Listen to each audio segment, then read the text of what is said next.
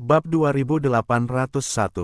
Surya berbalik dan melihatnya. Benar saja, cahaya putih bulat seukuran baskom muncul dari arah timur. Tampaknya ia tertekan oleh dimensi kekacauan. Cahaya putih bulat ini menyusut dengan cepat dan menjadi lebih kecil dalam sekejap beberapa detik. Gawat, Oberon berkata, ayo cepat pergi. Kalau kita terlambat sebentar saja, kita mungkin gak akan bisa keluar. Ya, ayo cepat pergi. Keduanya segera berubah menjadi bayangan dan bergegas menuju cahaya putih. Cahaya putihnya terus menyusut dan dalam sekejap hanya menjadi seukuran mangkuk kecil. Surya dan Oberon bergegas keluar dari lubang cahaya putih. Cahaya putih melintas di depan mata mereka. Ketika keduanya melihat lagi, mereka telah kembali ke dimensi di mana kota utama Barker berada. Lubang seukuran mangkuk itu sudah menyusut menjadi seukuran lubang semut. Surya dan Oberon saling menatap, kemudian mereka hanya menghela napas lega. Tiba-tiba, sebuah tentakel terbentang dari lubang, lalu tentakel itu menempel di dada Oberon. Tiba-tiba, puluhan tentakel muncul, menempel di tubuh Oberon seperti jaring laba-laba, kemudian mulai menarik Oberon menuju pintu masuk lubang dengan cepat. Enggak, jangan, Oberon menjerit. Pada saat kritis, Surya mengangkat pedang naga iblis di tangannya, lalu menebas tentakel itu dengan satu pedang. Tentakel yang terputus, langsung menyusut ke dalam dimensi kekacauan dalam sekejap. Detik berikutnya, lubang terakhir tertutup sepenuhnya. Pada saat ini, tentakel yang awalnya menempel di dada Oberon juga berubah menjadi asap abu-abu dan terbang ke langit. Abu-abu, Surya mengerutkan kening dan berpikir sejenak. Dalam hatinya sudah memikirkan jawabannya. Oberon terkesiap dan berkata kepada Surya, terima kasih. Kalau bukan karena bantuanmu, aku mungkin sudah kembali ke dimensi kekacauan sekarang. Saat ini, Surya bertanya, Oberon, apa kamu baru saja melihatnya? Apa? Tentakel yang rusak berubah menjadi asap hitam dan langsung menghilang. Iya, tapi terus kenapa? Itu adalah kekuatan aturan ruang kegelapan. Kanu dan aku sama, kekuatan aturan ruang kegelapan yang kita pahami mengandung energi dari dimensi kekacauan. Hal ini membuktikan bahwa fisik kita berbeda dari orang biasa. Energi dimensi kekacauan. Saat mendengar hal tersebut, Oberon tiba-tiba menjadi sangat bersemangat dan berkata, jadi, kita punya kemampuan untuk mengendalikan energi dimensi kekacauan. Bisa dibilang begitu, tapi masalah ini nggak sesederhana itu. Setidaknya itu membuktikan kalau kita punya fisik yang berbeda dari kebanyakan orang. Menurutku, mungkin inilah alasan kenapa kamu bisa terus melahap 100.000 energi dari para kultivator dalam 3 bulan ini. Memang sepertinya fisik kita berbeda dengan orang biasa. Hehe, Oberon tiba-tiba tersenyum dan berkata, tapi hal ini setidaknya membuktikan kalau kita nggak perlu lagi diganggu oleh sampah dan kita semua bisa hidup dengan jujur. Surya menarik napas dalam-dalam, kemudian menyahut, hentikan, Oberon, kamu sudah membunuh terlalu banyak orang di kota utama Barker. Kalau kamu terus seperti ini, bisa menyebabkan bencana. Baiklah, sebenarnya aku harus mengucapkan terima kasih padamu. Perkembangan 3 bulan ini membuatku gila bahkan membuatku kehilangan konsep membedakan antara keadilan dan kejahatan. Kamu adalah penyelamatku, tapi aku hampir membunuhmu. Bab 2802. Sekarang, aku sudah menyadari kesalahanku, jadi aku memilih untuk mengaku kalah. Malam ini, aku akan meninggalkan kota utama Barker. Surya menatap Oberon sambil bertanya, kalau begitu, kamu mau pergi kemana? Sudut mulut Oberon melengkung, kemudian dia menjawab, kota pembunuhan ke-7, kota utama di Vente. Apa? Kamu mau kemana? Kenapa? Nggak apa-apa. Aku cuma nggak ingin berhutang terlalu banyak pada orang lain. Apa? Oh, jangan salah paham. Aku cuma ingin pergi ke tempat di mana aku bisa berkembang dengan cepat.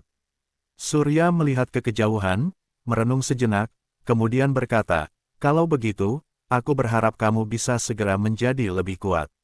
Oberon menatap Surya, lalu menanggapi, kalau begitu, apa kita masih berteman?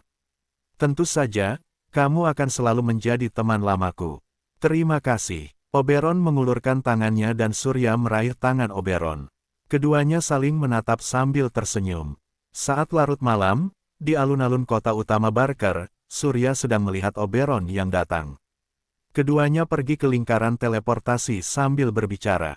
Sudah, kamu nggak perlu mengantarku. Baiklah, aku harap kamu segera menjadi lebih kuat. Surya dan Oberon saling menatap dan tersenyum.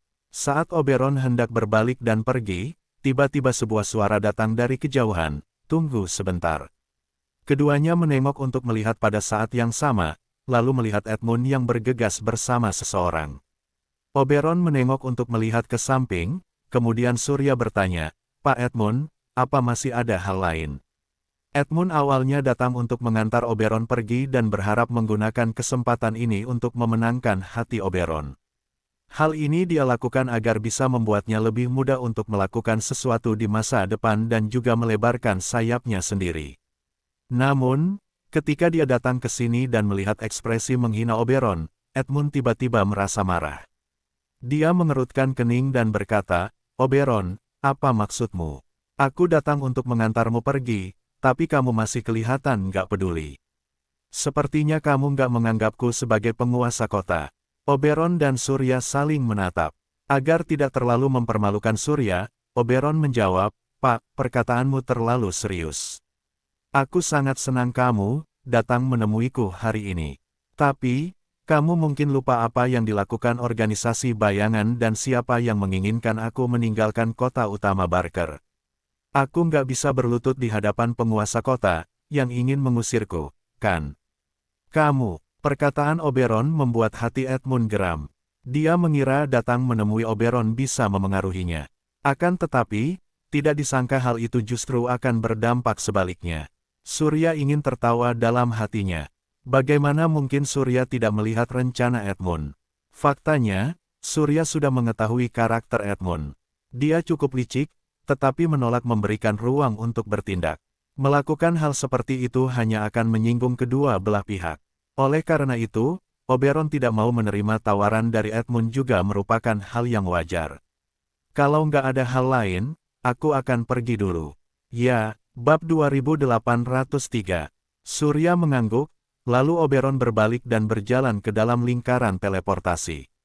Detik berikutnya, penjaga yang menjaga lingkaran teleportasi membuka lingkaran teleportasi, lalu cahaya putih melintas dan Oberon menghilang ke dalam lingkaran teleportasi itu tanpa jejak. "Hai," Edmund menghela napas, lalu berkata, "Oberon ini, sepertinya dia masih terlalu sombong. Walaupun orang seperti itu meninggalkan kota utama Barker, ini bisa dianggap sebagai menghilangkan bencana bagi kota utama Barker." Setelah berbicara, Edmund membawa orang-orangnya pergi. Surya melihat punggung Edmund dan tidak berkata apa-apa. Terakhir kali, ketika Hamza ingin membantai seluruh kota, Surya mengira Edmund adalah orang yang jujur. Namun, Surya kemudian mengetahui bahwa Edmund lah yang mengirim Connor ke kota utama di Vente untuk memberitahu Hamza tentang pembunuhan Dalton. Justru karena hal tersebut, Hamza dibawa ke kota utama Barker. Edmund awalnya ingin menyingkirkan Surya dengan bantuan Hamza. Dia tidak ingin membagi kota utama Barker bersama Surya. Edmund menggunakan seseorang terlebih dahulu, kemudian membunuh mereka setelah menggunakannya. Edmund melakukan hal-hal sejauh ini, berharap untuk memenangkan hati orang-orang dan membuat orang lain bersedia melakukan sesuatu untuknya. Bagaimana mungkin hal seperti itu bisa dia wujudkan? Surya tahu bahwa Edmund adalah orang yang bermuka dua, jadi dia tidak ingin terlalu banyak berinteraksi dengan Edmund. Jika bukan karena harus tinggal di sini untuk berkultivasi teknik naga kuning dan menyerap aura naga kuning, Surya pasti sudah lama meninggalkan kota utama Barker. Saat kembali ke rumah penguasa kota, Edmund menghela napas lega, lalu berkata, "Kali ini, akhirnya bisa mengirim orang yang bernama Oberon keluar dari kota utama Barker. Kalau enggak, misal dia bergabung dengan Surya, aku khawatir posisiku sebagai penguasa kota juga diambil alih oleh mereka berdua." "Pak Edmund, ada satu hal baik lagi." Hal baik apa?" Oberon dibawa lingkaran teleportasi langsung ke kota utama di Vente, kota pembunuhan ke-7. Sekarang, walaupun kota utama di Vente sudah memilih penguasa kota baru, banyak kultivator yang merasa nggak puas karena kekuatan Hamza yang sangat besar. Setiap hari di kota utama di Vente, terjadi pembunuhan tanpa henti. Kehidupan Oberon pasti nggak akan damai saat dia pergi ke kota utama di Vente. Selain itu, dia adalah teman lama Surya dan dia langsung berpartisipasi dalam pertarungan untuk membunuh Hamsa. Dia punya identitas penting ini. Khawatirnya di sana dia akan terus diburu siang dan malam. Aku memperkirakan meskipun Oberon nggak lemah, dia pasti akan dibunuh oleh kultivator kota utama di Vente dalam waktu 3 hari. Sekarang, Pak Edmund bisa menunggu kabar baiknya saja. Hahaha, benar, Oberon itu pantas mati, tapi Surya nggak bisa melepaskannya. Terakhir kali, saat dia membunuh Hamza, 7 penguasa kota utama sudah punya banyak pendapat tentang masalah ini. Ketujuh dari mereka setuju kalau Surya harus dibunuh. Mereka nggak akan membiarkan orang luar bisa menjadi penguasa kota. Dengan tingkat kultivasi Surya, dia pasti bisa menjadi penguasa kota. Untuk menghindari ancaman seperti itu, mereka bertujuh memberiku surat rahasia dan memintaku untuk menyingkirkan Surya secara pribadi. Pak Edmund, apa kamu punya ide? Pergi dan panggil Connor. Baik, Pak. Penjaga itu keluar dan pergi ke keluarga Alvaro.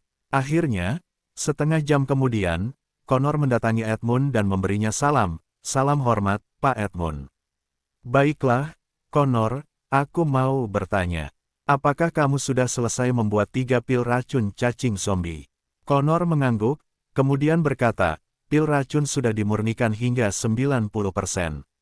Sekarang, cuma perlu 7 hari untuk memurnikan pil racun cacing zombie. Aku dengar kalau pil racun cacing zombie yang kamu sempurnakan sangat kuat sampai pernah menghancurkan kepala penjaga yang telah berkultivasi selama 8.000 tahun. Pada akhirnya, dia kehilangan semua kultivasinya dan terbunuh. Aku sangat ingin tahu, apa ciri-ciri pil racun cacing zombie-mu dan kenapa efeknya seperti itu. Saat mendengar ini, Connor tersenyum tipis, kemudian menjawab, karena Pak Edmund penasaran, aku akan menjelaskannya secara detail padamu. Ada 3 alasan utama kenapa pil racun cacing zombie begitu ampuh. Pertama, nggak berwarna dan nggak memiliki rasa. Kedua, setelah diminum oleh manusia, nggak akan beredar di dalam darah tubuh manusia. Dengan begitu, nggak ada pembuluh darah beracun yang khusus. Ketiga, orang yang meminumnya nggak tahu kalau dirinya telah diracuni, sehingga bisa merusak fondasi kultivasinya tanpa sepengetahuannya. Kalau seorang kultivator sudah merusak fondasinya dan kehilangan kultivasinya, sangat mustahil baginya untuk mendapatkan pijakan di ruang tengah. Benarkah? Sahut Edmund. Dia kembali berkata, kalau begitu, apa kamu bisa memberitahuku bagaimana pil racun cacing zombie? Mau bisa demikian. Bab 2804. Pak Edmund. Connor membungkuk penuh hormat kepada Edmund seraya berkata, Pak, kamu pasti tahu semua manusia punya cacing zombie di tubuh mereka. Kalau seorang kultivator ingin meningkatkan budidayanya, hal pertama yang harus dilakukan adalah membunuh cacing zombie tersebut. Tapi, nggak mudah untuk menghilangkan cacing zombie tersebut, karena cacing zombie tersebut secara alami dihasilkan dari nafsu makan, emosi, keinginan dan ketenaran tubuh manusia. Kalau ingin membasmi cacing zombie tersebut, kecuali jiwa dan hati manusia cukup bersih, setelah membunuh cacing zombie tersebut, ia nggak akan hidup kembali. Tapi, cuma ada sedikit orang di dunia ini yang bisa melakukannya. Bahkan para kultivator di ruang atas merasa kesulitan untuk nggak memiliki nafsu makan, emosi, keinginan dan ketenaran. Maka dari itu, sebagian besar kultivator masih secara otomatis menghasilkan cacing zombie di dalam tubuh mereka. Cuma karena nafsu makan, emosi, keinginan dan ketenaran mereka jauh lebih rendah dibandingkan orang biasa, sehingga nggak akan terasa besar. Tapi, seorang kultivator sejati, pada akhirnya cepat atau lambat akan membunuh cacing zombie. Hanya saja saat ini, sebagian besar kultivator di ruang tengah masih punya cacing zombie di tubuh mereka, tapi mereka nggak mengetahui hal ini. Pengaruh cacing zombie tersebut terhadap mereka belum tersentuh. Faktanya, karena mereka berkultivasi dengan baik, mengedarkan energi sejati dan menekan nafsu makan, emosi, keinginan serta ketenaran dalam tubuhnya. Di mataku, para kultivator ini seperti wadah yang menampung cacing zombie. Tubuh mereka adalah nutrisi terbaik untuk membudidayakan cacing zombie. Sekarang, selama aku bisa memurnikan pil racun cacing zombie dan membiarkan mereka meminumnya. Selanjutnya, cacing zombie di tubuh mereka akan terangsang. Nafsu makan, emosi, keinginan dan ketenaran akan meningkat ratusan kali lipat. Dengan cara ini, konsumsi yang berlebihan pasti akan membuat tubuh mereka lemah, lalu energi dalam tubuh mereka akan cepat hilang. Saat itu, mereka akan menjadi lemah dan nggak berdaya. Saat itu, hanya perlu mengirim kultivator biasa untuk membunuh mereka sesuka hati. Baik, hahaha. Edmund tertawa, lalu berkata dengan penuh semangat, Connor, sepertinya aku nggak salah menilaimu. Aku harap kamu bisa menyempurnakan pil racun cacing zombie secepatnya. Begitu saatnya tiba, carilah kesempatan untuk membuat Surya meminumnya. Aku ingin dia hancur dan lenyap sepenuhnya dari dunia ini. Baik, Pak Edmund. 10 hari berlalu dalam sekejap mata.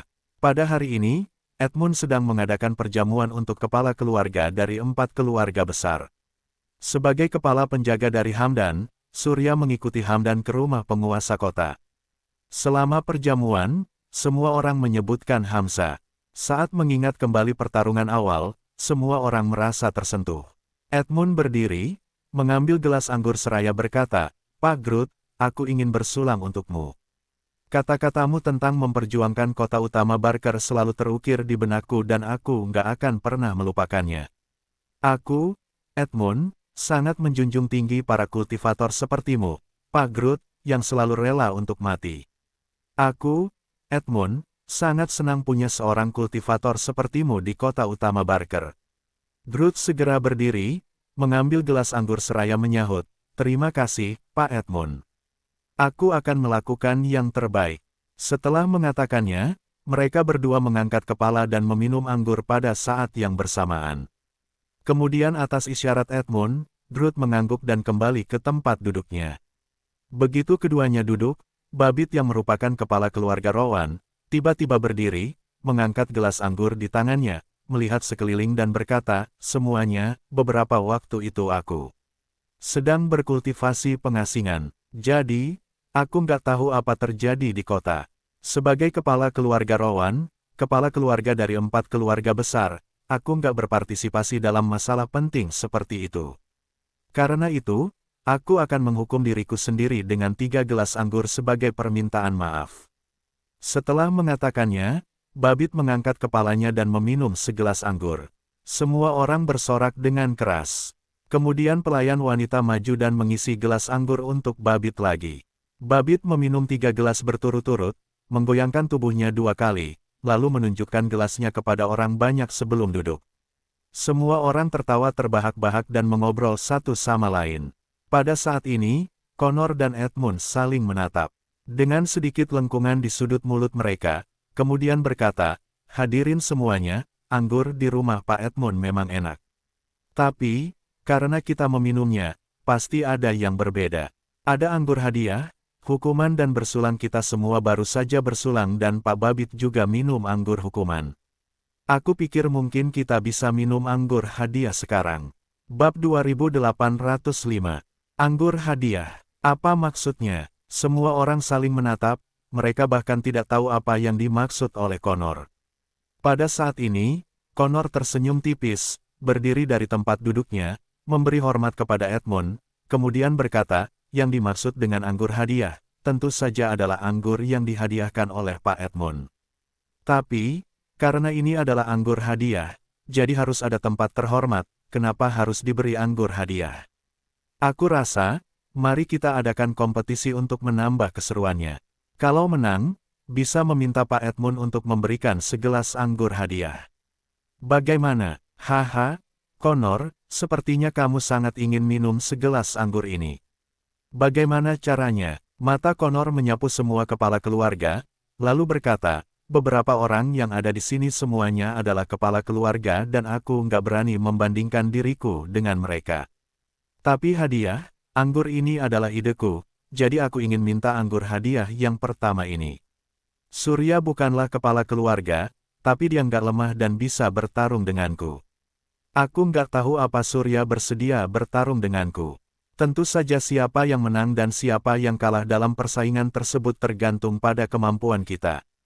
Kenapa enggak? Cuma saja aku khawatir kalau segelas anggur hadiah yang pertama ini bukan untukmu, Pak Connor. Karena Connor dan Edmund bekerja sama dan ingin membunuh Surya, Surya tidak memiliki kesan yang baik terhadap Connor. Awalnya, Surya hanya mengira Connor sedang mabuk dan berbicara omong kosong. Namun, tidak disangka dia akan benar-benar mengadakan kompetisi untuk menambah keseruannya. Dia bahkan memilih Surya. Dengan demikian, bagaimana Surya bisa melepaskan kesempatan ini untuk mempermalukan Connor? Di antara 4 keluarga besar, kepala keluarga Kristo awalnya adalah Dora. Sejak kematian Dora, Hamdan yang mengambil alih. Di mata 3 keluarga lainnya, Hamdan selalu menjadi orang yang lemah. Jika Surya mengambil kesempatan ini untuk mengalahkan Connor, maka status senior Hamdan dalam 4 keluarga besar secara alami akan meningkat. Tidak ada seorang pun yang ingin diinjak-injak selamanya, terlebih lagi senior Hamdan adalah tetua Surya. Oleh karena itu, Surya tentu saja lebih bersedia membantu senior Hamdan mendapatkan status yang lebih tinggi. Baik, Edmund menjadi tertarik, menatap Surya dan Connor, kemudian berkata, karena kalian berdua ingin berkompetisi untuk bersenang-senang, kalau begitu aku akan menambahkan beberapa taruhan. Siapapun yang menang, kalian berdua akan mendapat 100.000 koin emas. Bagaimana? Terima kasih, Pak Edmund. Terima kasih, Pak Edmund. Jantung Surya berdetak kencang. 100.000 koin emas bukanlah sesuatu yang bisa diperoleh dengan mudah. Itu adalah keberuntungan. Terlebih lagi, sejak terakhir kali Surya melemparkan 10 koin emas ke altar Dewa Naga, dia mendapatkan 5 gram rahmat naga. Hal ini membuat Surya makin menggila. Jika 10 koin emas dapat ditukar dengan 5 gram rahmat naga, maka rata-rata 2 koin emas dapat ditukar dengan 1 gram rahmat naga. Jika 100.000 koin emas, maka bisa mendapatkan 50.000 gram rahmat naga. Ada banyak kultivator di ruang tengah yang telah menjalin hubungan dengan kultivator di ruang atas dan telah menerima perlindungan. Para kultivator ini harus mendedikasikan lebih dari 70% koin emas yang mereka peroleh kepada kultivator ruang atas sebagai imbalan atas perlindungan kultivator ruang atas. Bab 2806. Surya belum menerima perlindungan dari kultivator ruang atas dan dia tidak tahu apa yang harus dilakukan untuk mendapatkan perlindungan dari kultivator ruang atas. Oleh karena itu, jika ingin menjadi lebih kuat, Surya hanya bisa mengandalkan altar Dewa Naga di ruang penyimpanan. Karena koin emas dapat dimurnikan menjadi rahmat naga, selama memiliki cukup koin emas, maka Surya bisa mendapatkan rahmat naga yang cukup. Dulu, dirinya bisa mendapatkan buku teknik bela diri berkualitas tinggi seharga 10.000 rahmat naga. Jika memenangkan pertarungan ini, Surya bisa mendapatkan 50.000 rahmat naga secara langsung. Dengan rahmat naga sejumlah 50.000 ini, kekuatan Surya pasti akan menjadi lebih kuat. Edmund berdiri, kemudian berkata, sekarang, aku nyatakan kompetisi sudah dimulai. Connor melepaskan aura energi yang kuat dari tubuhnya, lalu bertanya, Surya, bagaimana kamu ingin melakukannya? Surya juga mengeluarkan aura energi yang kuat dari tubuhnya dan menjawab, siapapun yang menyentuh tubuh lawan terlebih dahulu dalam waktu 15 menit akan menang, bagaimana? Enggak masalah. Begitu selesai berbicara, Connor berubah menjadi bayangan dan bergegas menuju Surya. Melihat hal tersebut, Surya mengelak dan menghindari serangan Connor. Kemudian, Connor meningkatkan kecepatannya lagi dan terus mengejar Surya. Keduanya saling mengejar di halaman, tak satu pun dari mereka mau menyerah. Pada saat ini, ketika perhatian semua orang tertuju pada Surya dan Connor, Edmund diam-diam memasukkan pil berwarna hitam ke dalam segelas anggur. Begitu pil tersebut dimasukkan ke dalam gelas, ia langsung melebur tanpa meninggalkan bekas. Edmund mengambil gelas anggur, mengocoknya perlahan 2 kali, lalu meletakkannya. Ketika dia melihat ke atas, kecepatan Surya di halaman makin cepat, sementara kecepatan Connor makin lambat. Surya secara bertahap di posisi unggul. Setelah mengelak lebih dari belasan kali, Surya tidak lagi mengelak, melainkan memilih mengambil inisiatif dan mengejar Connor. Connor berbalik dan lari, sementara Surya mengejarnya. Akhirnya, setelah 5 menit pengejaran, sebelum 15 menit akan berakhir, Surya menyusul Connor dan menyentuh pakaiannya. Dalam sekejap, dua bayangan di halaman berubah wujud semula. Surya menatap Connor, yang berdiri beberapa meter jauhnya seraya berkata, "Connor, kamu kalah." "Hai." Connor menghela napas, mengangkat bahu tak berdaya, berbalik menatap Surya sambil menyahut, "Ya, kamu benar, aku memang kalah dalam ronde ini." Sudut mulut Surya melengkung, kemudian dia berkata, "Walaupun ada beberapa putaran lagi, kamu juga masih akan tetap kalah." "Baiklah." Saat ini, Edmund berdiri dan berseru dengan penuh semangat, "Surya, kamu melakukannya dengan baik." "Pak Connor, silakan minggir." "Surya, ini anggur dan 100.000 koin emas yang kuberikan padamu. Minumlah." "Terima kasih, Pak Edmund." Surya mengambil gelas anggur, mengangkat kepalanya dan meminum anggur tersebut. Kemudian, dia mengambil cincin dimensi, berjalan kembali ke Hamdan, lalu duduk. Kembali. Selanjutnya, Groot dan Babbitt memainkan satu pertandingan, lalu Babbitt dan Connor memainkan satu pertandingan lagi. Babbitt memenangkan kedua pertandingan tersebut. Dia mendapatkan 2 gelas anggur dan 200.000 koin emas. Surya awalnya ingin menantang Groot, tetapi dia menyerah setelah Hamdan membujuknya. Karena Surya tahu betul bahwa Surya bukanlah kepala keluarga Kristo, kali ini dia hanya muncul di sini sebagai pendamping. Jika Surya menantang Groot dan menang, walaupun dirinya bisa mendapatkan 100.000 koin emas, Surya pasti akan dicurigai. Apalagi, senior Hamdan juga akan tertantang, akhirnya dia akan dikalahkan dan menjadi bahan tertawaan. Oleh karena itu, Surya hanya dapat menahannya sampai jamuan makan selesai. Kemudian, Surya dan Hamdan meninggalkan rumah penguasa kota dengan kereta kuda. Di dalam kereta kuda, Hamdan menatap Surya, kemudian bertanya, "Tuan, menurutmu bukankah perilaku Pak Edmund hari ini nggak seperti biasa?" "Nggak seperti biasa." Bab 2807. "Benar, berdasarkan pemahamanku tentang Edmund, orang ini nggak bisa bersikap murah hati. Tapi, dalam kompetisi di jamuan makan tadi, dia benar-benar membagikan 300.000 koin emas. Itu nggak seperti karakter Edmund." Surya mengerutkan kening dan menjawab, "Jadi, yang dimaksud senior Hamdan adalah Pak Edmund sudah meracuni anggur."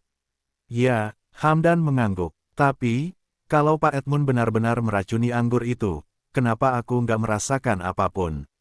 Beberapa racun ada yang nggak berwarna dan nggak berbau, bahkan nggak terdeteksi oleh manusia. Racun tersebut hanya akan membuat manusia mati dengan tenang.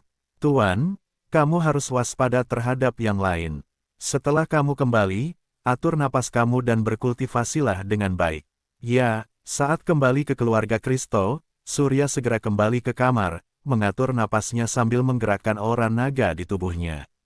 Di bawah pengaruh aura naga, Surya tidak merasakan sesuatu yang aneh dengan pembuluh darah di tubuhnya. Namun, seiring pergerakan pembuluh darah, berbagai pikiran aneh di benaknya pun meningkat. Surya mencoba untuk menekan pikiran-pikiran ini. Namun, tidak lama kemudian, Surya menyadari bahwa dia tidak dapat menekan pikiran-pikiran ini sama sekali. Pikiran ini berhubungan dengan nafsu makan, emosi, keinginan dan ketenaran selalu muncul di benaknya. Pada saat yang sama, Surya juga menemukan bahwa obsesinya terhadap pikiran ini makin dalam, bahkan melebihi orang biasa. Surya menyadari bahwa dia ingin sekali kembali ke ruang bumi, ingin mengalahkan penguasa kegelapan dan menjadi penyelamat lagi, ingin makan besar dan bahkan ingin melihat Linda lagi. Faktanya, para kultivator yang dapat memasuki ruang tengah serta ruang atas memiliki konsep dimensi yang jauh lebih lemah. Di sini, mereka dapat berkultivasi secara bebas dalam jangka waktu tertentu. Hal ini dapat berlangsung selama 30 hingga 50 tahun atau bahkan ratusan tahun. Selama waktu ini, ruang bumi telah mengalami perubahan besar. Surya juga tahu di dalam hatinya, bahwa dibutuhkan setidaknya 50 tahun untuk kembali ke ruang bumi dengan kekuatannya saat ini. Dalam 50 tahun, ruang bumi tidak akan sama lagi seperti yang dulu. Segala sesuatu di masa lalu telah lama berubah seiring berjalannya waktu. Jika ingin mengingat masa lalu dan kembali ke ruang bumi pada saat yang paling tepat, hanya ada satu cara. Berkultivasi untuk meningkatkan kultivasi, pergi ke ruang atas, berkultivasi di ruang atas dan akhirnya menjadi penjaga ruang.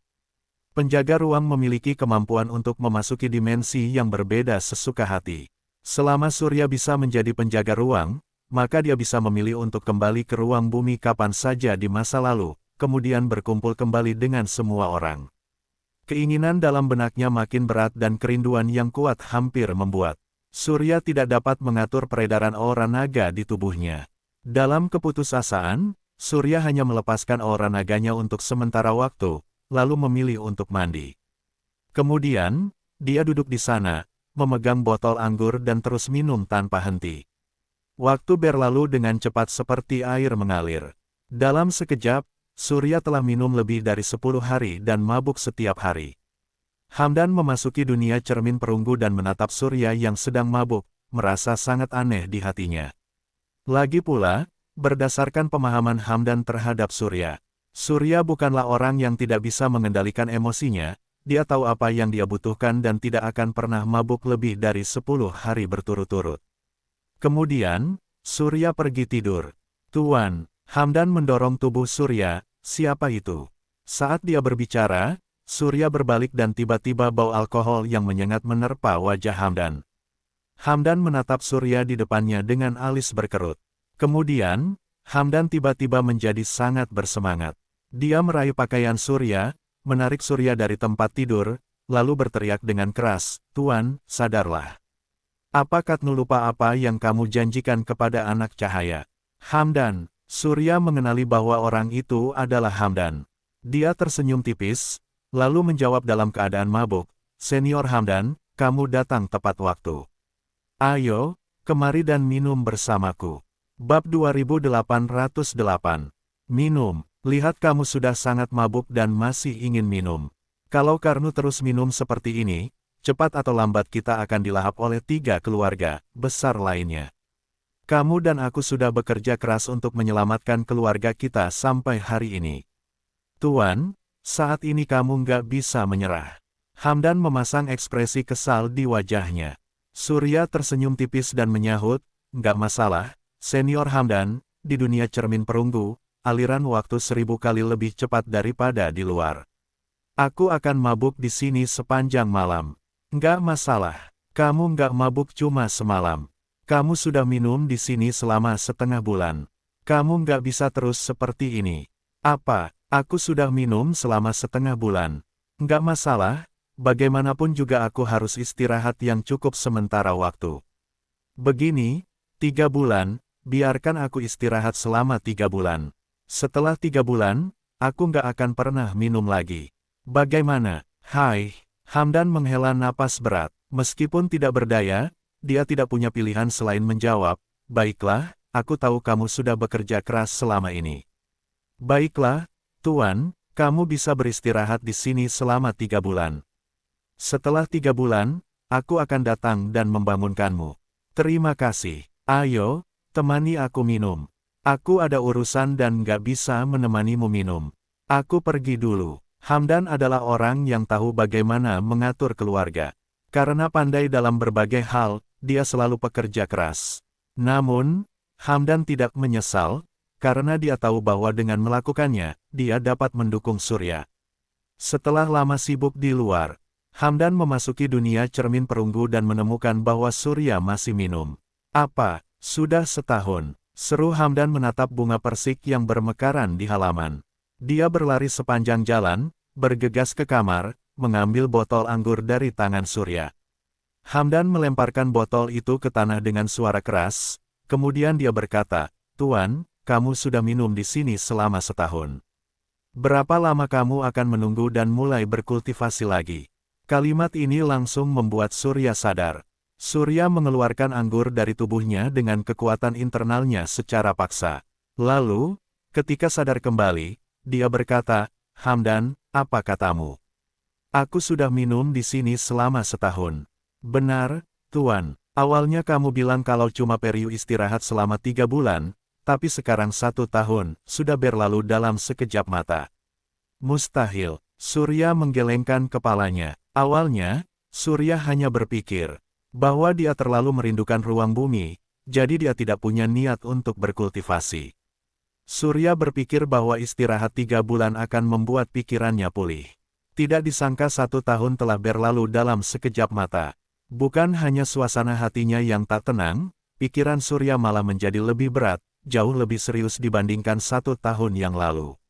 Bagaimana bisa begini? Gumam Surya. Saat mengingat apa yang terjadi setahun yang lalu, Surya mengerutkan kening dan berkata, apa ada yang salah dengan segelas anggur yang diberikan kepadaku oleh Pak Edmund? Apa ada racun di dalam anggur itu? Hamdan menjawab, kalau anggur itu beracun, kamu pasti sudah bereaksi. Kenapa kamu justru linglung sepanjang tahun ini dan nggak bereaksi terhadap racun itu? Enggak, Surya menggelengkan kepalanya. Dia menyadari di dalam hatinya bahwa Hamdan tidak memahaminya. Surya yang paling mengenal tubuhnya sendiri. Selama kultivasi, kebugaran fisik Surya telah meningkat ratusan kali lipat. Tubuhnya biasanya seringan, burung layang-layang dan memiliki aliran kekuatan yang stabil.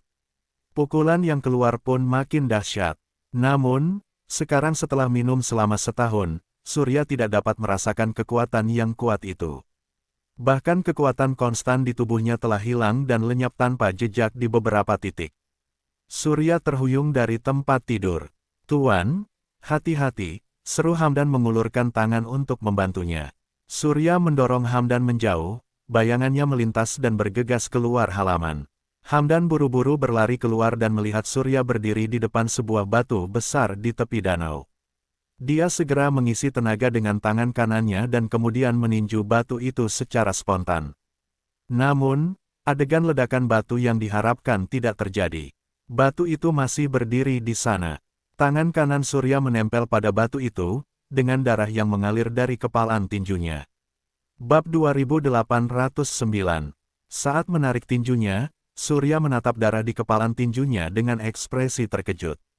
Ini, bagaimana mungkin? Itu sangat mungkin. Pada saat ini, Hamdan berjalan dengan cepat dan berkata, Tuan, kamu sudah bermalas-malasan selama setahun. Selama ini, kamu belum berkultivasi. Apalagi, kalau kamu minum dan mabuk setiap hari, tubuhmu secara alami akan memburuk. Bagaimana bisa begini, Tuan? Kamu minum sendiri. Mungkin saja, kamu sudah mengembangkan cacing zombie terlalu banyak, sehingga kekuatan tubuhmu menghilang. Tapi, ini baru setahun. Selama kamu bangkit dan berkultivasi sekali lagi, menurutku kamu bisa segera memulihkan kekuatan aslimu. Enggak, aku tahu persis tentang keadaanku sekarang. Tunggu sebentar, barusan apa yang kamu bilang? Tuan, kamu sudah minum selama setahun, jadi tubuhmu secara alami akan menjadi seperti ini. Enggak, bukan itu. Kamu baru saja menyebutkan cacing zombie. Apa itu cacing zombie? Cacing zombie adalah kombinasi dari nafsu makan, emosi, keinginan dan ketenaran. Jika seseorang terlalu malas, cacing zombie di dalam tubuhnya akan menjadi lebih kuat, bahkan dapat mengontrol tubuh pemiliknya dan memaksa pemiliknya untuk melakukan sesuatu. Ya, pasti benar. Edmund meracuni anggur dan membuatku meminum anggur beracun yang meningkatkan nafsu makan, emosi, keinginan dan ketenaranku. Akibatnya, aku nggak bisa berkultivasi. Sekarang kekuatan cacing zombie sudah meningkat beberapa kali lipat, aku nggak bisa lagi menyatukan pikiranku dan mengaktifkan aura naga untuk mengatur pernapasan di tubuhku dalam keadaan seperti itu. Benar-benar menakutkan, sepertinya Edmund ingin menghancurkanku. Mendengar hal tersebut, Hamdan tiba-tiba tertegun, lalu dia tersadar kembali dan berkata, itu sangat mungkin. Lagi pula, karena Tuan cukup kuat untuk melawan Hamza, Edmund pasti takut kamu akan mengambil alih posisinya sebagai penguasa kota. Maka, dari itu, dia ingin menghancurkanmu. Cuma dengan cara mengembangkan cacing zombie di tubuhmu, dapat menghancurkanmu tanpa menarik perhatian orang lain. Tuan, apa yang harus kita lakukan sekarang? Tanya Hamdan seraya menatap Surya dengan gugup. Pada saat ini, Surya perlahan-lahan menjadi tenang dan menjawab, untungnya, aku adalah seorang kultivator klan naga, jadi masih ada harapan. Hamdan, kamu keluar sekarang juga, jangan izinkan siapapun untuk bertemu denganku dalam waktu sebulan. Baik, Tuan. Setelah Hamdan pergi, Surya memasang lingkaran sihir perangkap naga di tanah. Dia ingin menggunakan kekuatan lingkaran sihir perangkap naga untuk melepaskan keinginan spiritual yang bukan miliknya, sehingga mencapai tujuan untuk menghancurkan cacing zombie. Namun, meskipun lingkaran sihir telah dikerahkan, karena lingkaran sihir kultivator perlu disuntikkan energi untuk mengaktifkannya. Ketika Surya mencoba mengerahkan energi di dalam tubuhnya, dia menyadari bahwa energi yang bisa dia kendalikan terlalu lemah. Surya tidak dapat mengaktifkannya, walaupun dia sudah mengerahkan lingkaran sihir perangkap naga. Melihat ini, Surya merasa sangat konyol, tetapi dia tidak punya pilihan. Pada saat kritis, Surya memikirkan ruang penyimpanan, altar Dewa Naga dan Dewa Naga. Kemudian, sambil berpikir, dia memasuki ruang penyimpanan. Begitu Surya memasuki ruang penyimpanan, suara dingin datang dari langit yang gelap, "Kamu sangat marah rupanya. Surya, sudah berapa lama kamu nggak berkultivasi? Tubuhmu hampir mirip dengan tubuh manusia fana. Ingat, kamu adalah seorang kultivator. Kamu adalah seorang kultivator klan naga." Bro, pada saat ini, Surya tidak bisa lagi menahan emosinya dan berlutut di tanah. Tenggorokannya tercekat dan dia berkata, "Yang mulia Dewa Naga, aku disakiti oleh Edmund. Sekarang, api cacing zombie berkobar di tubuhku dan aku nggak bisa berkultivasi secara normal. Sekarang aku menjadi manusia yang nggak berguna. Yang mulia Dewa Naga, tolong bantu aku." Bab 2810. Di langit malam, suara yang dalam terdengar lagi, kemudian Dewa Naga berkata, "Ya, sepertinya Edmund memang ingin membunuhmu, tapi ini adalah takdirmu sendiri dan aku nggak bisa menyelesaikannya untukmu." Surya berlutut di tanah, kemudian menyahut, "Yang mulia Dewa Naga, tolong bantu aku." Dewa Naga menjawab, "Surya, sebagai kultivator klan naga, kamu harus tahu betul kalau klan naga berbeda dari ras lain. Klan naga bisa dikagumi oleh semua ras, karena klan naga nggak pernah memohon kepada siapapun. Sejak kamu menjadi seorang kultivator klan naga, seharusnya kamu memahami kebenaran ini mulai awal." Setelah mengatakannya, suara di langit menghilang. "Yang mulia Dewa Naga," tidak peduli bagaimana Surya berteriak, Dewa Naga tidak merespons lagi. Dalam keputusasaan, Surya menggertakkan gigi, berdiri dari tanah dan melihat ke samping altar Dewa Naga. Surya segera berjalan ke altar Dewa Naga dan mengeluarkan cincin dimensi yang sudah menangkan dari kompetisi terakhir kali. Surya melihat ke cincin dimensi seraya bergumam, "Kalau begitu, biarkan takdir yang memutuskan." Setelah mengatakannya, Surya langsung melemparkan cincin dimensi ke altar Dewa Naga. Cahaya putih tiba-tiba menyala, cincin dimensi dan 100.000 koin emas di dalamnya dimurnikan. Surya melihat ke layar tipis, kemudian jam pasirnya terbalik, lalu menunjukkan bahwa dia memiliki 50.002 gram rahmat naga. 100.000 koin emas ditukar dengan 50.000 rahmat naga, jadi tambahan 2 gram rahmat naga itu pasti nilai tambahan dari cincin dimensi. Cincin dimensi ternyata bisa ditukar dengan 2 gram rahmat naga. Surya tiba-tiba sedikit terkejut. Lagi pula, di pasar kota utama Barker, sebuah cincin dimensi hanya bernilai 100 koin perak. 1 koin emas sama dengan 1.000 koin perak. Jika menggunakan koin emas untuk membeli cincin dimensi, maka 1 koin emas dapat membeli 10 cincin dimensi, yang berarti 20 gram rahmat naga. Dengan cara ini, 1 koin emas bernilai 20 gram rahmat naga. 100.000 koin emas setara dengan 2 juta rahmat naga. Melihat kembali hari-hari ketika Surya mengumpulkan rahmat naga sedikit demi sedikit. Jumlah sebanyak 2 juta rahmat naga hampir merupakan angka yang menyesakkan. Awalnya, Surya bisa mendapatkan 2 juta rahmat naga. Namun, sekarang dia hanya menukarkan 50.000 gram rahmat naga. Surya merasa menyesal, tetapi setelah memikirkannya, tidak sulit baginya untuk mendapatkan 100.000 koin emas untuk sekarang. Keluarga Kristo bisa mendapat untung puluhan ribu koin emas dalam setahun. Selama Surya memintanya, jangankan 1 juta koin emas, bahkan 100.000 koin emas, Senior Hamdan pasti akan memberikannya padanya. Dengan keyakinan di dalam hatinya, Surya melihat ke layar cahaya. Kali ini, seiring dengan bertambahnya jumlah sisa rahmat naga Surya, harga barang yang dapat ditukar juga meningkat pesat.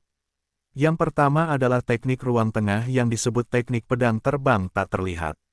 Setelah teknik ini dikuasai, pedang terbang yang dipadatkan dengan energi khusus dapat dimurnikan.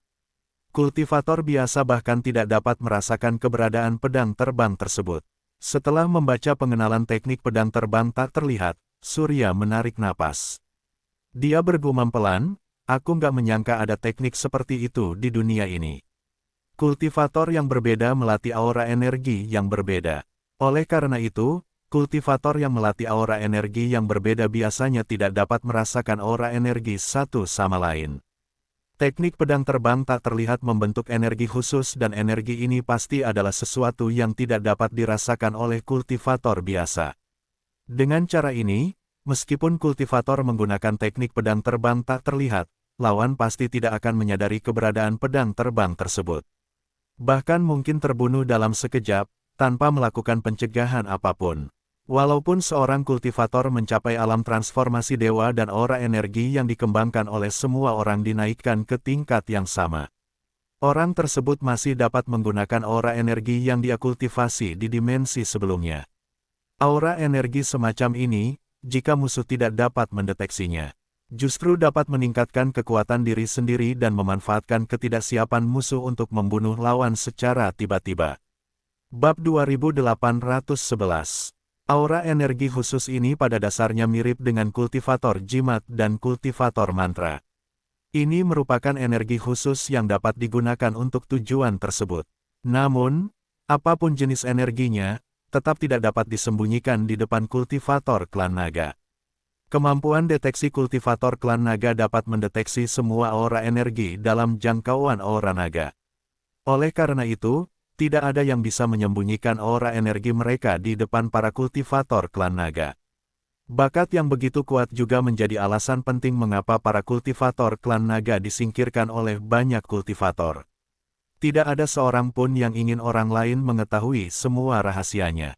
Kultivator klan naga tidak memiliki titik buta dalam persepsi energinya, sehingga mereka dibenci oleh orang lain. Teknik pedang terbang tak terlihat ini menang sangat menggiurkan, tetapi harga tukarnya sebanyak 50.000 rahmat naga. Artinya, jika Surya menukar teknik pedang terbang tak terlihat ini, maka semua rahmat naga miliknya akan habis. Surya mengalihkan pandangannya dan terus melihat ke bawah. Di bawah adalah beberapa opsi untuk menukar dengan pil. Pada item ke-10, Surya melihat opsi penukaran pil kultivasi.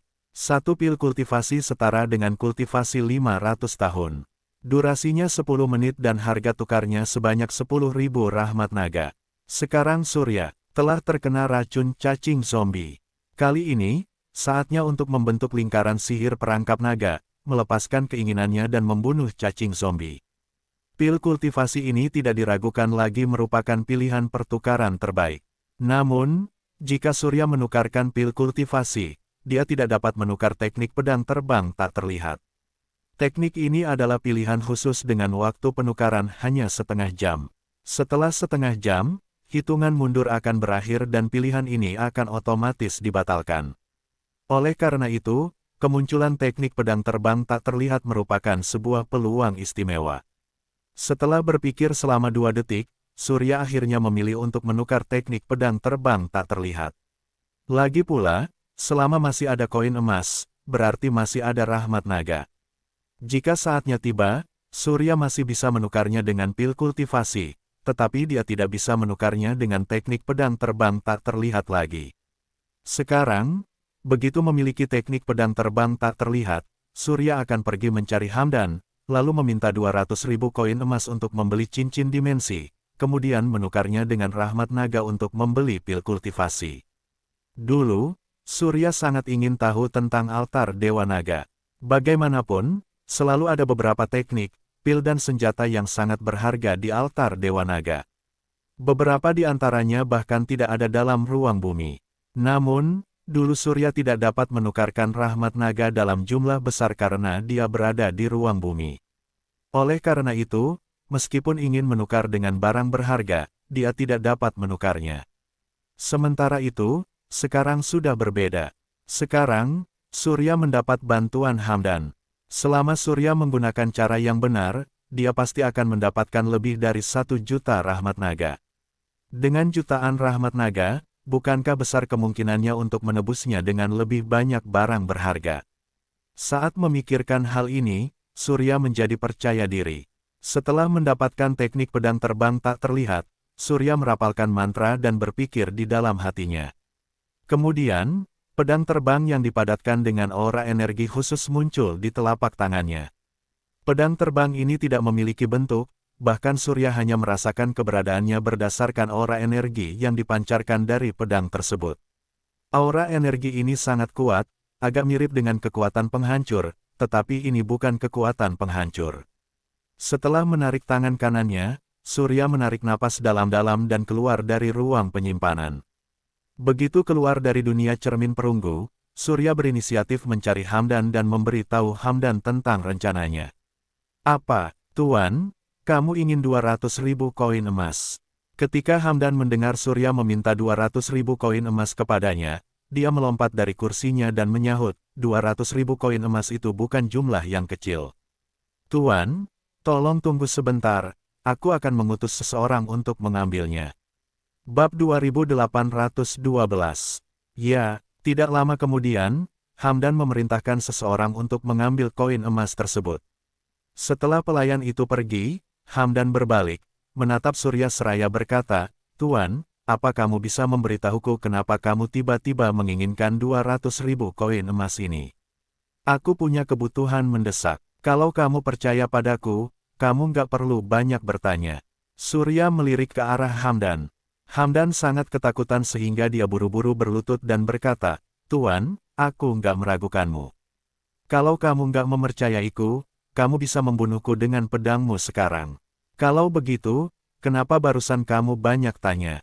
Balas Surya menengok dan melihat ke samping. Karena dia sudah diracuni oleh racun cacing zombie dari Edmund, amarah di tubuh Surya makin kuat. Saat ini, dia bahkan tidak begitu percaya pada Hamdan. Hamdan menjawab, Tuan, kamu dan aku sama-sama tahu kalau Edmund sudah meracuni anggur. Orang ini sangat berbahaya. Karena dia sudah meracuni anggur, dia pasti akan mengirim seseorang untuk mengamati pergerakan keluarga Kristo secara rahasia. Edmund menggunakan racun cacing zombie. Tujuannya adalah untuk melumpuhkan kultivasimu dan kemudian mengambil kesempatan untuk membunuhmu. Niat orang ini jahat. Tuan, kita harus waspada kepadanya. Benar, Edmund si brengsek ini. Dia kelihatannya baik dan jujur, tapi sebenarnya dia adalah orang yang licik. Saat berbicara, pikiran Surya bergerak dan permusuhan di tubuhnya melonjak, melahap aura energi yang secara bertahap melemah. Saat melihat ini, Hamdan menyahut dengan panik, Tuan, tolong jangan marah lagi. Kalau kamu terus seperti ini, kamu pasti akan kehilangan semua keahlianmu. Kita akan mendapat masalah besar saat itu terjadi.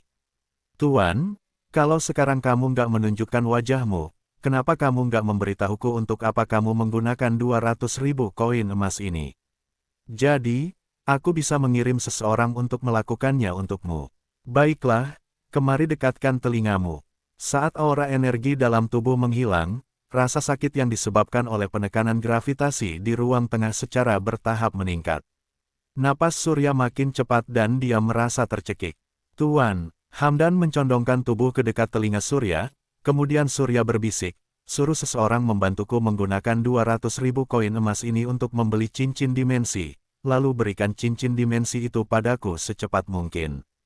Apa, cincin dimensi? Hamdan mengerutkan kening, menatap Surya dan berkata, Tuan, harga cincin dimensi cuma 100 koin perak. 1 koin emas bisa membeli 10 cincin dimensi. Kalau 200.000 koin emas, berarti akan ada 2 juta cincin dimensi. Tuan, kenapa kamu butuh banyak cincin dimensi? Kamu nggak perlu khawatir, aku punya kegunaannya sendiri. Aura energi di tubuh Surya menghilang dengan cepat. Dalam keputusasaan, Hamdan tidak punya pilihan selain meminta Surya memasuki dunia cermin perunggu dan menunggu. Bagaimanapun, aura energi di dalam dunia cermin perunggu 1000 kali lipat dibandingkan di luar. Surya juga bisa merasa lebih baik di sana. Selanjutnya, Hamdan mencari 10 pelayan terpercayanya, lalu membagikan koin emas kepada mereka dan mengutus mereka untuk membeli cincin dimensi di berbagai tempat. Kota utama Barker sangat besar, ada ribuan tempat yang menjual cincin dimensi. Awalnya, toko-toko ini menyimpan banyak cincin dimensi. Namun, hanya dalam waktu setengah hari kemudian, semua cincin dimensi di seluruh kota utama Barker terjual habis. Kejadian ini menimbulkan sensasi dan segera menyebar ke rumah penguasa kota. Apa? Edmund mengerutkan kening dan berkata, Hamdan mengutus orang untuk membeli cincin dimensi dalam jumlah besar di kota utama. Dia sungguhan membeli semua cincin dimensi di semua toko di kota utama Barker dalam waktu setengah hari. Ini benar-benar mengejutkan. Saat ini, Connor tersenyum tipis dan berkata, Pak Edmund, sepertinya sekarang adalah giliran kita untuk mengambil tindakan. Hah, apa maksudmu? Connor menjawab, Pak Edmund, apa kamu lupa kalau kamu pernah bilang, saat ada pergerakan besar dalam keluarga Kristo, saat itulah kita harus mengambil tindakan. Sekarang, kesempatan sudah tiba. Bab 2813. Kemudian setelah Surya meminum pil racun cacing zombie, lebih dari separuh energi di tubuhnya pasti sudah terkuras dan kekuatannya pasti sangat berkurang. Hamdan menyadarinya dan tahu kalau Surya nggak bisa diandalkan lagi. Jadi, dia melakukan pembelian besar cincin dimensi untuk membingungkan publik dan mentransfer properti keluarga Kristo secara diam-diam.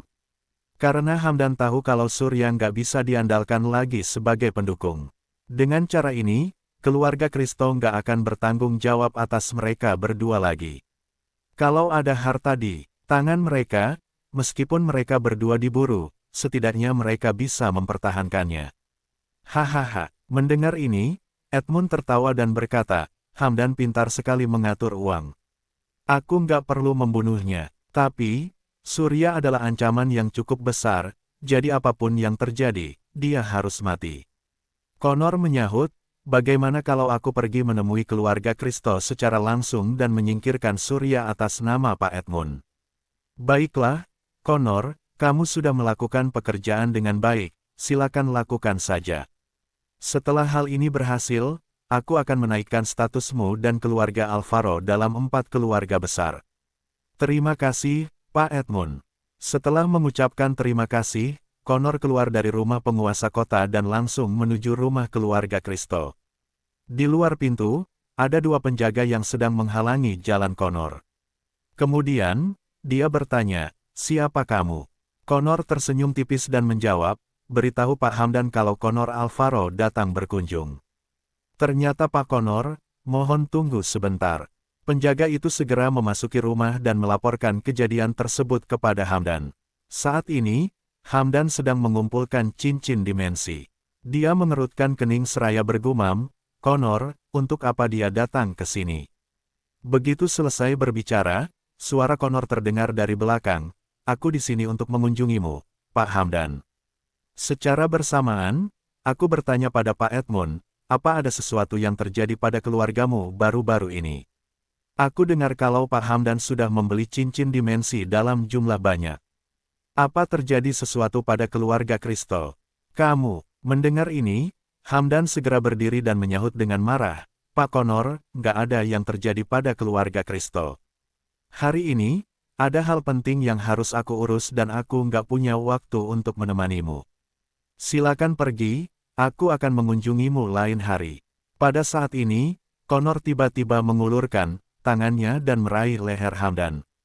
Sebuah kekuatan besar datang dan langsung mengangkat Hamdan dari tanah. Mata Connor memancarkan cahaya dingin, wajahnya menjadi muram dan dia berkata dengan nada dingin, Hamdan, berhentilah berpura-pura dan beritahu aku di mana Surya berada. Kalau enggak, aku akan membunuhmu sekarang juga. Hamdan melotot marah sambil memaki, Connor, kamu dan Edmund bekerja sama dan meracuni gelas anggur Surya dengan sengaja. Kalian sangat licik. Hah, sejak zaman dulu, pemenangnya adalah raja dan yang kalah adalah bandit. Pak Edmund ingin menyingkirkan Surya. Itu semua salah Surya sendiri. Kamu tahu, dia seharusnya nggak mengancam status Pak Edmund. Setelah berbicara, Connor melemparkan Hamdan ke tanah dengan keras, lalu menginjak sisi wajah Hamdan seraya berteriak, katakan padaku, di mana Surya? Hamdan menggertakkan gigi, kemudian menjawab, kamu dasar brengsek, bunuh aku saja. Aku, Hamdan, nggak akan pernah mengkhianati tuanku. Kamu pikir kamu ini siapa? Sahut Connor mengumpat dengan niat membunuh di matanya. Dia kembali berkata, kalau bukan karena konflik internal di antara 4 keluarga besar kita, bagaimana kamu bisa memenuhi syarat untuk menjadi kepala keluarga Kristo? Baiklah, karena kamu nggak mau memberitahu di mana Surya berada, maka aku akan membunuhmu sekarang juga. Tunggu, saat Connor hendak mengambil tindakan, suara Surya terdengar dari kamar. Detik berikutnya, pintu dibuka, dan Surya keluar dari kamar.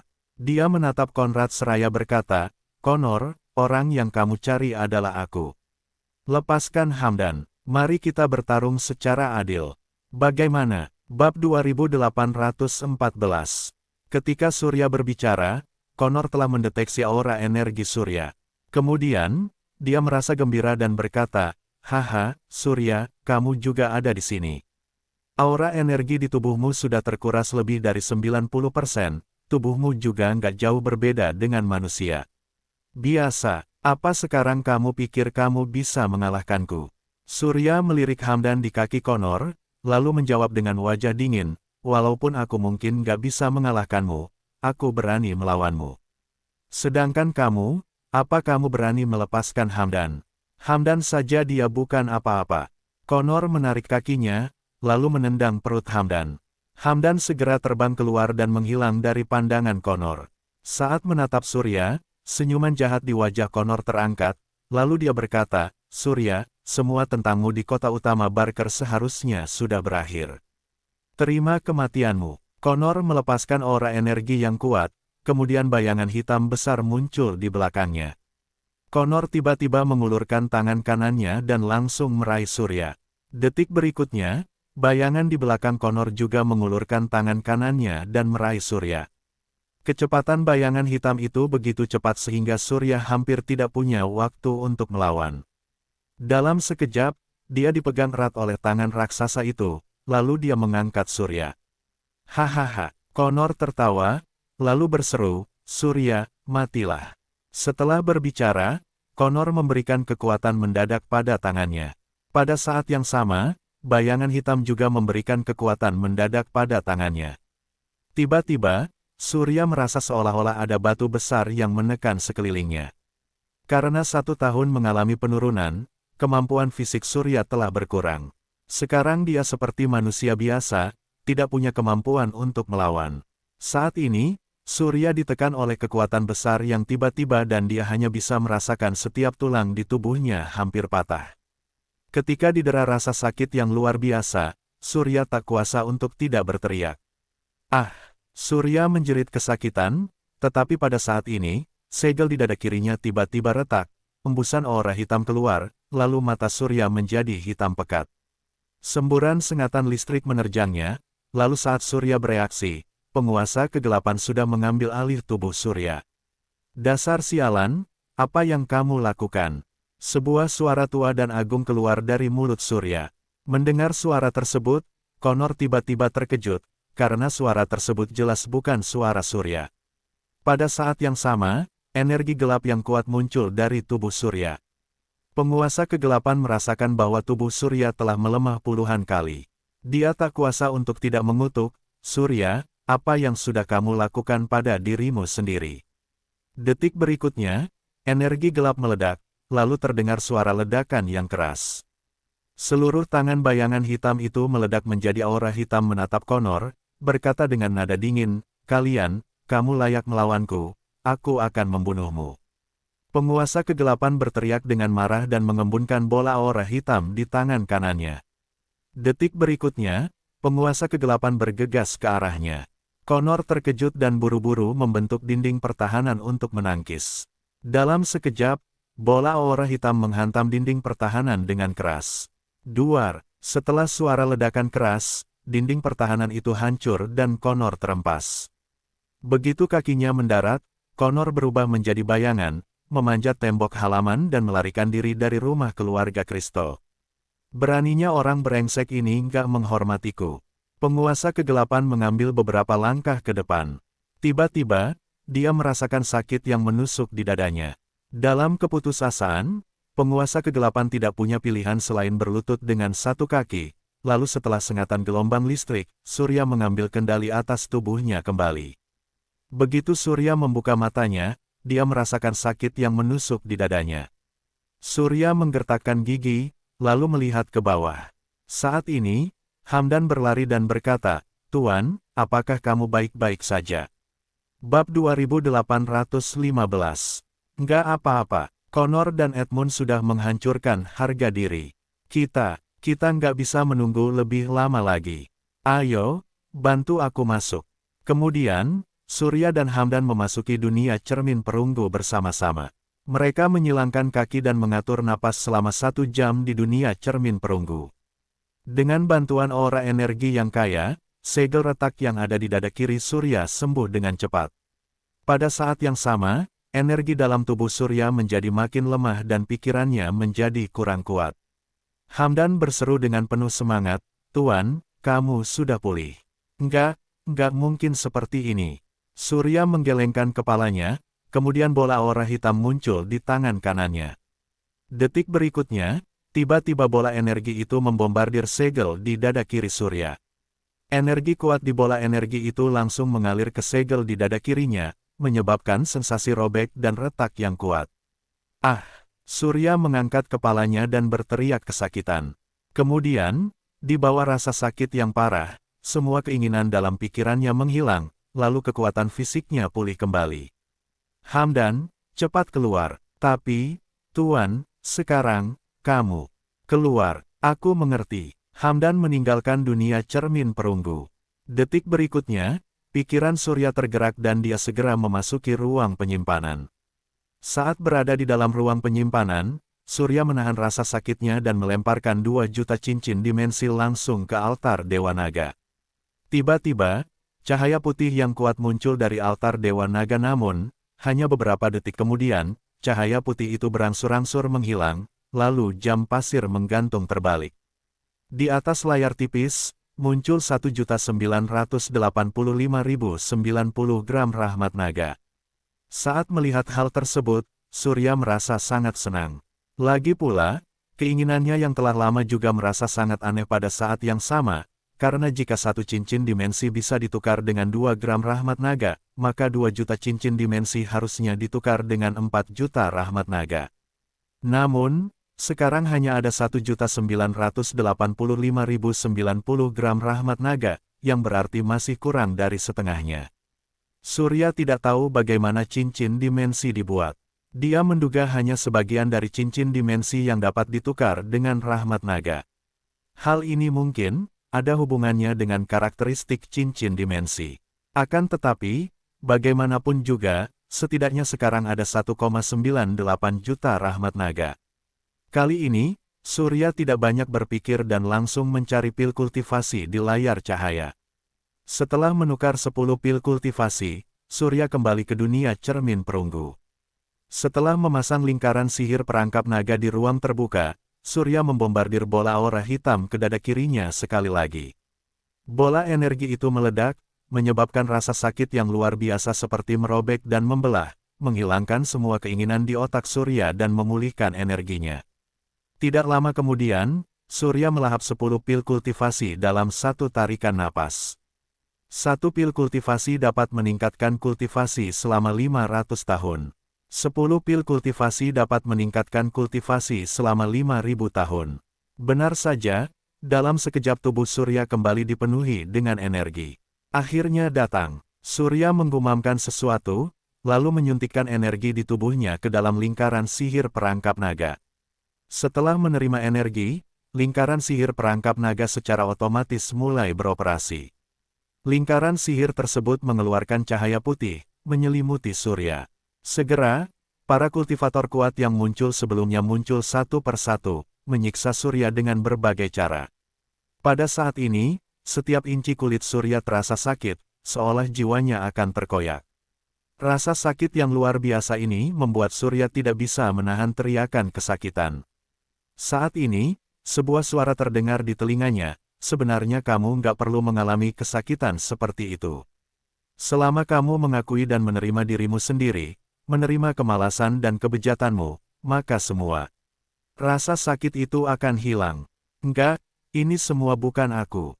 Mereka semua bukan milikku. Aku seorang kultivator klan naga. Bersambung ke bab 2816. Terima kasih.